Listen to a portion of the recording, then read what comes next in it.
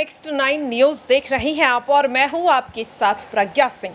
बहुत बहुत स्वागत है आपका हमारे आज के इस खास प्रोग्राम बड़ी हस्ती में। जी हां, आज के इस खास प्रोग्राम बड़ी हस्ती में हम बात करने वाले हैं WFI के पूर्व अध्यक्ष।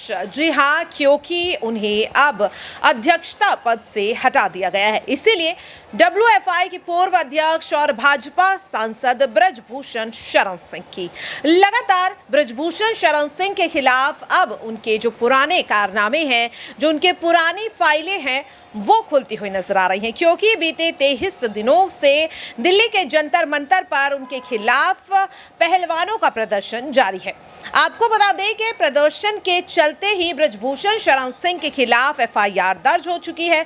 गिरफ्तारी की मांग लगातार ये पहलवान करते हुए दिखाई दे रहे हैं, मगर अफसोस इन पहलवानों की मांग पर अभी तक सिर्फ FIR ही दर्ज हो पाई है। अभी तक ब्रजभूषण शरण सिंह गिरफ्तारी से बेहद ही ज्यादा दूर नजर आ रहे हैं। अब ऐसे में लगातार सवाल ये उठ रहा है कि आखिरकार वो क्या वजह है, क्यों ब्रजभूषण शरण सिंह की अब तक गिरफ्तारी नहीं हुई है?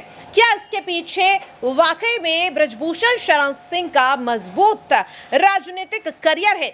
क्योंकि ऐसा खुद कहती हुई नजर आई थी ओलंपिक में स्वर्ण पदक जीतने वाली पहलवान साक्षी मलिक। आपको एक छोटी सी झलक भी दिखा देते हैं। जब नेक्स्ट 9 न्यूज ने खुद साक्षी मलिक के साथ खास बातचीत की तो क्या कुछ ब्रजभूषण शरण सिंह की गिरफ्तारी पर साक्षी मलिक का बयान सामने आया था। तो पहले आप वो वीडियो देख लीजिए, वो इंटरव्यू देख लीजिए कि ब्रजभूषण शरण सिंह को लेकर सरकार की चुप्पी पर क्या कुछ कहना है साक्षी मलिक का। हम खाई बैठे हो तो देखो, सबूत जहाँ देने थे हमने सुप्रीम कोर्ट में सबूत दे दिए। सुप्रीम कोर्ट ने बोला भी है कि सीरियस एलिगेशंस हैं और सबूत हम देने लग रहे। ठीक है, हमारी हो, नार्को टेस्ट हमारा हो 7 लड़कियों का, उसका भी होना चाहिए ना, दोनों तरफ का होना चाहिए और सुप्रीम कोर्ट के अंडर होना चाहिए और वहाँ जो भी दोषी होगा उसे सज़ा मिलनी चाहिए। जी बिल्कुल। देखिए, यहाँ पर साक्षी जी, जिस तरीके से अब आपके इस समर्थन में किसान भी जुड़ चुके हैं, जगह जगह से आ रहे हैं और वो अपना सपोर्ट भी दे रहे हैं। उन्होंने साफ तौर पर एक अल्टीमेटम सरकार को आप लोगों की तरफ से दिया जा चुका है, 21 मई की तारीख जो रखी गई है। अगर तब तक भी ब्रजभूषण शरण सिंह की गिरफ्तारी नहीं होती है, उनका इस्तीफा नहीं होता, जिस तरीके से आपकी मांग है कि सभी पदों से उनका इस्तीफा हो, अगर वो नहीं होता है तो इसके आगे क्या आपका अगला कदम होगा? देखो, 21 तारीख अभी दी गई है और उसके बाद भी अगर कार्रवाई नहीं होती है तो हम यहाँ बैठे ही हैं। फिर जैसे कि हमारी खाप पंचायत, जो हमारे बड़े बुजुर्ग हैं, उन्होंने बोला है कि हम कोई बड़ा स्टेप लेंगे, बड़ा फैसला लेंगे, तो बस हम तो बैठे ही हैं और चाहते हैं कि जल्द से जल्द कार्रवाई हो। नहीं होती है फिर भी देखते हैं, लेकिन हम जब तक यहाँ पे उसको सज़ा नहीं मिल जाती और जब तक हम यहाँ बैठे ही हैं। देखिए, एक सवाल यहाँ पर मेरा आपसे उन मेडल्स को लेकर भी होगा जिनके लिए आपने इतनी मेहनत की है। जाहिर सी बात है कि पहलवान जितनी मेहनत करते वो झलकती है, उनकी कहीं ना कहीं पर्सनैलिटी में झलकती है कि कितनी मेहनत करके वो मेडल्स लेकर आते हैं। आप लोगों ने सीधे सीधे मेडल्स को लौटाने की जो बात रखी है, इसे लेकर कुछ लोगों का ये भी कहना है कि मेडल्स तो आपको सरकार ने नहीं दिए हैं, वो देश के सम्मान को बढ़ाने में आपका जो योगदान रहा है वो उसके लिए आपको मेडल्स दिए गए। तो उनका ये कहना है कि मेडल्स सरकार ने नहीं दिए। फिर आखिरकार मेडल्स लौटाने का फैसला क्यों आप लोगों ने लिया है? देखो, मेडल्स तो मान लिए बात की हम बाहर लड़ते हैं और कॉम्पिटिशन्स में जो भी कॉम्पिटिशन होता है वहाँ मेडल्स दिए जाते हैं, लेकिन जो यहाँ का सम्मान है, जो खेल का सबसे बड़ा अवार्ड है और पद्मश्री जो मिला हुआ है, वो तो भारत सरकार की तरफ से ही दिया गया है ना। तो जब उनकी वैल्यू नहीं हो रही तो ऐसे सम्मान का क्या फ़ायदा? आज हमें 20वां दिन है यहाँ और फिर भी कोई सुनवाई नहीं हो रही है, तो कहाँ सम्मान तो छोड़ा ही नहीं उन्होंने हमारा।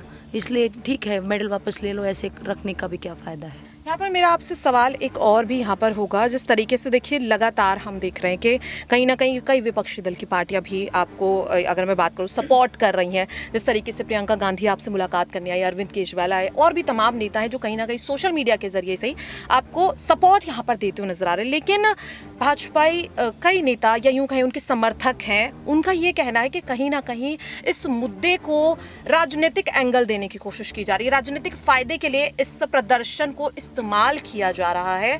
साल 2024 के चुनाव क्योंकि नज़दीक है, कहीं ना कहीं प्रधानमंत्री के चेहरे के तौर पर इस मुद्दे को इस्तेमाल करने की कोशिश की जा रही है, क्योंकि जिस तरीके से मैं अगर कहूँ तो पहलवानों का जो ये मुद्दा है और ख़ास तौर पर अगर महिलाओं के सम्मान की बात हो तो एक बहुत ही सेंसिटिव मुद्दा है, लेकिन जिस तरीके से इस प्रदर्शन को खराब करने की कोशिश की जा रही है, इससे लेकर के आप क्या कहेंगे? क्योंकि आज हमारे देश में कहीं ना कहीं जो बेटी पढ़ाओ बेटी बचाओ ये नारा लगाया जाता है, ये कहा जाता है कि लगातार जिस तरीके से देश प्रगति कर रहा है उसमें महिलाओं का योगदान सबसे आगे रखा जा रहा है। ऐसे में आज इन्हीं महिला खिलाड़ियों को लेकर जब ये बातें कही जा रही हैं तो इन्हें सुनकर कैसा लगता है और इन लोगों को आप क्या कहना चाहेंगे? देखो, सबसे पहले तो मैं क्लियर कर दूं, ये कोई राजनीतिक मंच नहीं है। और जब हम मेडल जीत के आते हैं जब तो नहीं ये बोलते हैं कि हम नहीं जाएंगे क्योंकि वो उस पार्टी का है, उस पार्टी का। सब लोग आते हैं ना, चाहे वो किसी भी पार्टी से हो। तो बिल्कुल ये मुद्दे को भटकाने वाली बात है कि राजनीतिक मंच बनाया जा रहा है। और एक खिलाड़ी पूरे देश का होता है, बेटी पूरे देश की होती है, यहाँ राजनीति का क्या करेंगे? और जब पदक जीत के आते हैं तो ना तो ये बोलते हैं उस जात की है, उस धर्म की है, उस कम्युनिटी की है, उस स्टेट की है, जब तो ये बोलते हैं हमारी बेटी है। तो आज भी वही बात है कि भारत की बेटी की लड़ाई है, ये उसके सम्मान के लिए लड़ाई है।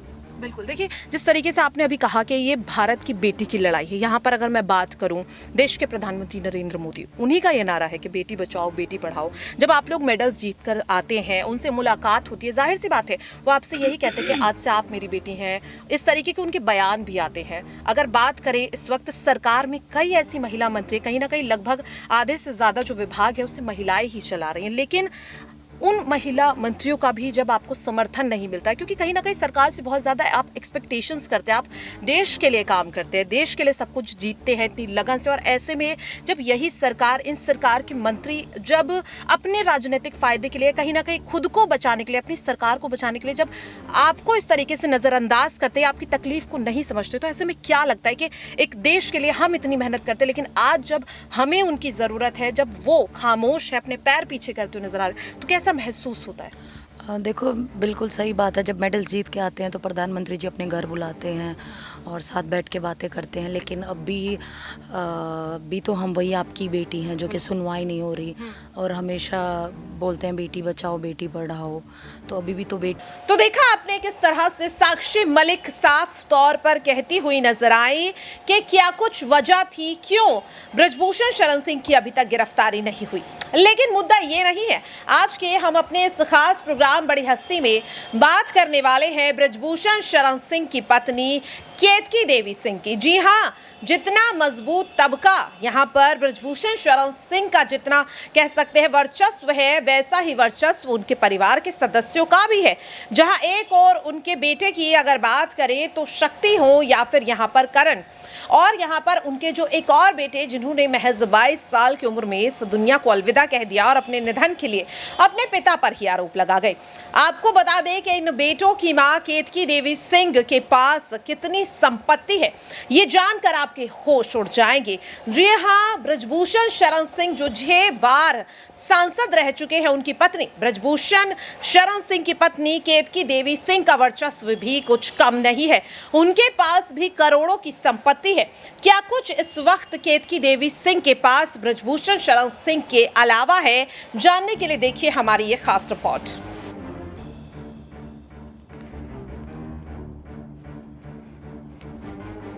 राजनीति की दुनिया में जितना बड़ा वर्चस्व सांसद ब्रजभूषण शरण सिंह का है, उतना ही बड़ा वर्चस्व ब्रजभूषण शरण सिंह की पत्नी केतकी देवी सिंह का भी है। जी हाँ, आपको बता दें कि 8 जनवरी 1957 को उत्तर प्रदेश के गोंडा विश्वपुर में जन्मे ब्रजभूषण शरण सिंह ने साल 1989 में स्टूडेंट यूनियन की पॉलिटिक्स से सियासत की शुरुआत की है। अब तक 6 बार लोकसभा चुनाव जीत चुके ब्रजभूषण शरण सिंह की अगर बात करें तो उनके पास करीब 10 करोड़ रुपए की संपत्ति है। जी हाँ, साल 2019 के चुनावी हलफनामे के मुताबिक ब्रजभूषण शरण सिंह ने बताया कि वे करीब 10 करोड़ रुपए की प्रॉपर्टी के मालिक हैं, जबकि उन पर 6 करोड़ से ज्यादा की देनदारी है।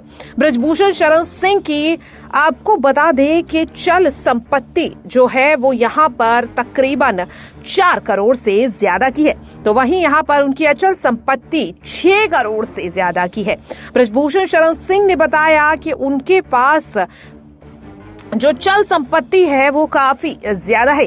वहीं ब्रजभूषण शरण सिंह और उनकी पत्नी केतकी देवी के नाम पर कुल 4 गाड़ियां हैं, जिनमें फोर्ड की एवेंडर, महिंद्रा स्कॉर्पियो, फॉर्च्यूनर जैसी लग्जरी गाड़ियां शामिल हैं। आपको बता दें कि ब्रजभूषण शरण सिंह के पास 50 ग्राम सोने की ज्वेलरी है, तो वहीं उनकी पत्नी केतकी देवी सिंह के पास 200 ग्राम की ज्वेलरी है, जो काफी ज्यादा हैरान कर देने वाला है। आपको बता दें कि ब्रजभूषण शरण सिंह और उनकी पत्नी दोनों हथियारों के शौकीन हैं। ब्रजभूषण शरण सिंह ने हलफनामे में जो ब्यौरा दिया उसके मुताबिक उनके पास एक पिस्टल, एक राइफल और एक रिपीटर है, जबकि उनकी पत्नी के नाम पर एक राइफल और एक रिपीटर है। ब्रजभूषण शरण सिंह का गोंडा में मकान और जमीनें हैं।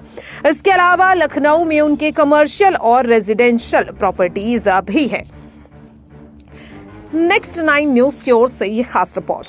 तो देखा आपने, ये थे ब्रजभूषण शरण सिंह की पत्नी केतकी देवी सिंह, जो करोड़ों की संपत्ति रखती हैं। अब ऐसे में सवाल ये उठ रहा है कि अगर ब्रजभूषण शरण सिंह की गिरफ्तारी हो जाती है तो इस पर उनकी क्या राय होगी, क्योंकि कहीं ना कहीं परिवार इस पूरे मामले पर चुप्पी साधे हुए है। न केवल ब्रजभूषण शरण सिंह का परिवार बल्कि खुद भारतीय जनता पार्टी भी इस पूरे मामले पर खामोशी दिखाती हुई नजर आ रही है, चुप्पी साधती हुई नजर आ रही है। और ये चुप्पी इस बात की और इशारा कर रही है कि साल 2024 में वोट बैंक पर कोई असर ना पड़े, इसीलिए ब्रजभूषण शरण सिंह के खिलाफ सरकार और पार्टी पूरी तरह से खामोश है।